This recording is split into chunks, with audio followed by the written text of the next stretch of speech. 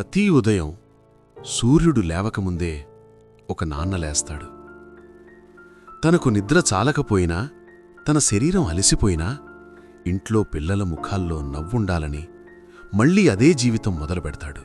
ఈ లోకంలో కొందరు తమ కలల గురించి మాట్లాడతారు, కాని నాన్న మాత్రం తన కలలను నిశ్శబ్దంగా సమాధి చేస్తాడు. ఎవరూ చూడని చోట, ఎవరూ వినని బావతో అతని త్యాగం మొదలవుతుంది. రోజంతా కష్టపడి పనిచేసిన తరువాత చేతుల్లో బలం ఉండదు, కళ్లల్లో నిద్ర ఉంటుంది. కాని మనసులో మాత్రం ఒక్కటే ఆలోచన: నా పిల్లల భవిష్యత్తు ఎలా ఉండాలి? ఇంటికొచ్చాక తన అలసటను బయటపెట్టడు. పిల్లల చదువు గురించి అడుగుతాడు, వాళ్ల విజయాల గురించి కలలు కంటాడు. తన ఆకలి తక్కువైపోయినా పిల్లల ప్లేటు నిండుగా ఉండాలని చూస్తాడు. ఇది ప్రేమ కాదంటారా? ఇది త్యాగం కాదంటారా?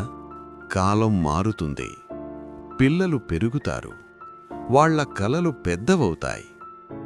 నాన్న మాత్రం అదే పాత చెప్పులు, అదే నిశ్శబ్ద జీవితం.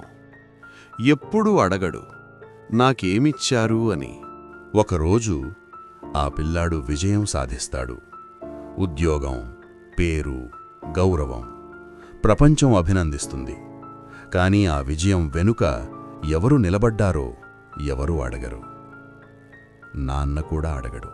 ఒక్క క్షణం ఆగి వెనక్కి చూసినప్పుడు అర్థమవుతుంది, నా విజయం వెనక నాన్న ఆరోగ్యముంది, నాన్న నిద్ర ఉంది, నాన్న కలలు ఉన్నాయి. అప్పుడే మనసు చెదిరిపోతుంది, కళ్లల్లో నీళ్లు తిరుగుతాయి. దేవుడు అంటే ఎవరు అని అడిగితే ఇప్పుడే సమాధానం దొరుకుతుంది. దేవుడు అంటే నాన్నే. ఈ ప్రపంచంలో అతి తక్కువగా మాట్లాడే ప్రేమ, కాని అతి ఎక్కువగా త్యాగం చేసే మనిషి నాన్న.